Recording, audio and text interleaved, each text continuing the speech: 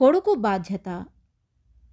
పార్వతమ్మ అనే ముసలావిడ వీధుల వెంట తిరిగి బిచ్చమెత్తి బ్రతికే రోజుల్లో 6 ఏళ్ల అనాథ బాలుడుగా అనంతుడు ఆమెకు దొరికాడు.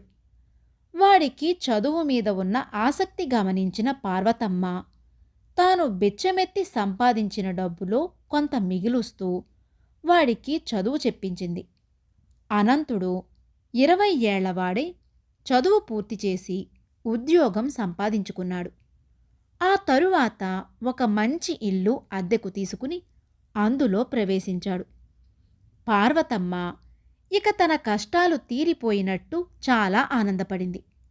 ఆ పరిస్థితుల్లో తమ పిల్లనిస్తామంటూ కొందరు ఆడపిల్లల తండ్రులు అతడి ఇంటికి రాసాగారు. అలా వచ్చిన సంబంధాల్లో తనకు తనను పెంచి పెద్ద చేసిన అవ్వ పార్వతమ్మకు నచ్చిన ఒక అమ్మాయిని అనంతుడు పెళ్లి చేసుకున్నాడు. ఆమె పేరు అమల. అమలకు తను కాపురానికి వచ్చిన రోజు నుండి భర్తతో పాటు ఒకనాటి బిచ్చగత్తెకు వండి వడ్డించడం చెప్పలేనంత కంపరంగా ఉండేది. భర్త ఇంట లేనప్పుడు ఆమె పార్వతమ్మను చీదరించుకుంటూ సూటీపోటీ మాటలు అనేది. అయినా ఇలాంటి వాటికి ఎంతో కాలంగా అలవాటు పడిపోయిన పార్వతమ్మ అంతగా బాధపడేది కాదు.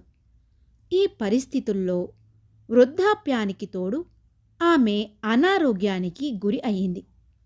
అనంతుడికి ఆమెను గురించిన చింత పట్టుకున్నది. ఆమె వద్దంటున్నా వినక వైద్యం కోసం డబ్బు ఖర్చు చేయసాగాడు. అమలకు ఇదేమాత్రం ఇష్టం లేదు. ఒకనాడామె భర్తతో, పండుగ ఇంకా వారం రోజులే ఉన్నది. మీరు నాకు పట్టుచీర కొనిపెట్టి చాలా కాలమైంది. పండగకు ఒక పట్టుచీర కొనండి అన్నది. అనంతుడు కొంచెం సేపు ఆలోచించి, పండగలకేం, దీని తరువాత మరొక పండగ రాకపోదు. నువ్వూ చూస్తున్నావు కదా, అవ్వ వైద్యానికి చాలా ఖర్చు పెట్టవలసి వస్తున్నది అన్నాడు. ఆ జవాబు వింటూనే అమల ఎక్కడలేని కోపం తెచ్చుకుని, ఒక బిచ్చగత్తె కోసం అంత డబ్బు ఖర్చు పెట్టడం బుద్ధిమంతులు చేసే పనేనా అని అడిగింది. అనంతుడు ఒక క్షణకాలం నివ్వెరపోయి, అవ్వను గురించి అంత చులకనగా మరెన్నడూ మాట్లాడకు అని బయటకు వెళ్ళిపోయాడు. దానితో అమలకు పార్వతమ్మ పట్ల ద్వేషం రెట్టింపయింది. ఆ రాత్రి భోజనాలయ్యాక ఆమె భర్తతో, నేను పగలంతా ఎంత క్షోభపడిపోయానో మీకు తెలియదు. మీరు బాగా ఆలోచించి నేను కావాలో లేక ఆ బిచ్చగత్తే కావాలో తేల్చుకోండి అన్నది. ఆ మాటలకు అనంతుడు ఆవేశపడిపోతూ, బిచ్చగత్తే అనవద్దని లోగడ చెప్పాను. నీది వట్టి కుళ్ళు బుద్ధి. భర్తగా నిన్ను సంతోషపెట్టవలసిన బాధ్యత నాకు తెలుసు. అయితే అనాథనైన నన్ను పెంచి పెద్ద చేసిన అవ్వ పట్ల నాకు బాధ్యతంటూ లేదా? ఇంతటితో నోరు మూసుకో అన్నాడు. అమల ఆనాటి తెల్లవారుజామున తను వెళ్ళిపోతున్నట్లు ఒక ఉత్తరం రాసి నిద్రపోతున్న భర్త తలదిండు కింద పెట్టి బాడుగ బండిలో పుట్టింటికి వెళ్ళిపోయింది. హఠాత్తుగా వచ్చిన అమలను చూసి ఆమె తండ్రి, ఇలా ఒక్కదానివే వచ్చావేం అని అడిగాడు. ఆమె జరిగినదంతా తండ్రికి చెప్పి, నాకన్నా ఆయనకు ఆ ముసలి బిచ్చగత్తే ఎక్కువట. ఆ ఇంట్లో ఒక్క క్షణం కూడా ఉండలేక వచ్చేశాను అన్నది.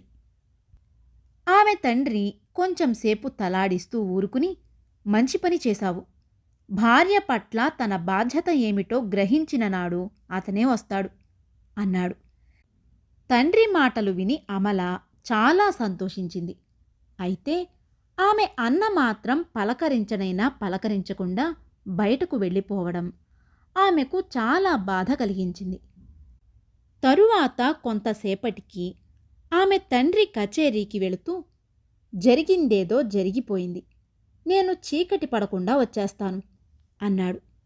అయితే ఆ రోజు బాగా చీకటి పడిపోయాక కూడా తండ్రి ఇంటికి రాకపోవడంతో అమల ఆదుర్దాపడి తండ్రితో పాటు కచేరీలో ఉద్యోగం చేసే ఎదురింటి రామయ్య దగ్గరకు వెళ్ళి, ఏం బాబాయ్, మా నాన్న ఇంకా రాలేదేం అని అడిగింది. నీకు చెప్పడానికి మనస్కరించక ఊరుకున్నాను. ఈ సాయంత్రం మీ నాన్న లంచం పుచ్చుకుంటూ దొరికిపోయాడు. నిలవడం కష్టం. ఉద్యోగం పోయినట్టే అని చెప్పాడు రామయ్య. ఈ వార్త విని అమల నిలువెల్లా వణికిపోయింది. లంచం కారణంగా ఉద్యోగం పోవడం అంటే దానితో పాటు పరువు పోయినట్టే.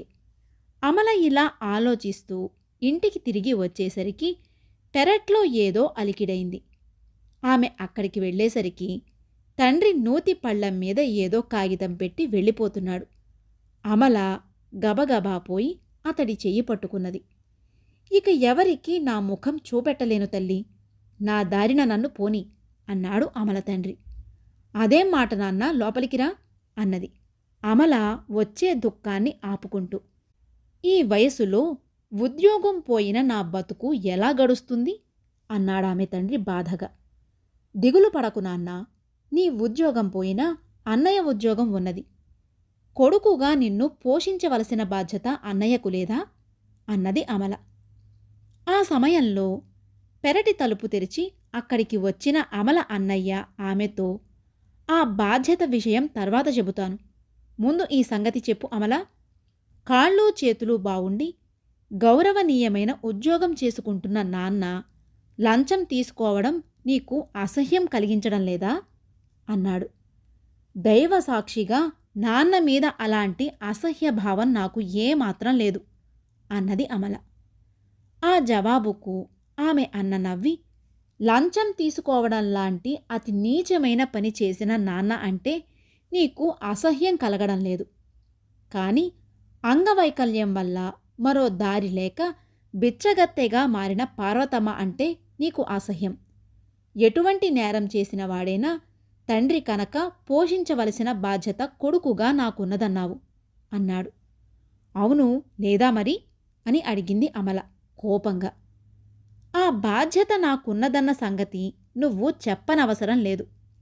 అనాథ అయిన తనను ఎన్నో శ్రమల కోర్చి పెంచి పెద్ద చేసిన పార్వతమ్మను ఆమె ముసలితనంలో పోషించవలసిన బాధ్యత అనంతుడికి లేదా? ఆ ఇంటి కోడలుగా ఆమెను గౌరవిస్తూ సేవలు చేయడం నీకు ధర్మం కాదా అని అడిగాడు అమల అన్న. అమల జవాబేమీ చెప్పలేక కళ్ళ నీళ్లు పెట్టుకుని, అన్నయ్య, నువ్వు నా కళ్ళు తెరిపించావు. పొద్దున్నే బయలుదేరి అత్తగారింటికి వెళతాను. నాన్నకు ఉద్యోగం పోతే పోయింది, ఏదైనా శిక్ష కూడా పడుతుందేమో అని నాకు భయంగా ఉన్నది అన్నది. ఆ మాటలకు అమల తండ్రి చిన్నగా నవ్వి, నేను లంచమూ తీసుకోలేదు, ఉద్యోగమూ పోలేదు. నీ మేలు కోరి నీకు బుద్ధి గర్పడానికి రామయ్య, నేను నీ అన్నయ్య ఈ చిన్న నాటకం ఆడాం అన్నాడు. మీరాడిన ఈ నాటకం నాకీ జన్మకు సరిపడా బుద్ధిని, మంచి చెడ్డలు ఆలోచించగల జ్ఞానాన్ని ప్రసాదించింది అంటూ అమల సంతోషంగా ఇంట్లోకి వెళ్ళిపోయింది. కథ సమాప్తం.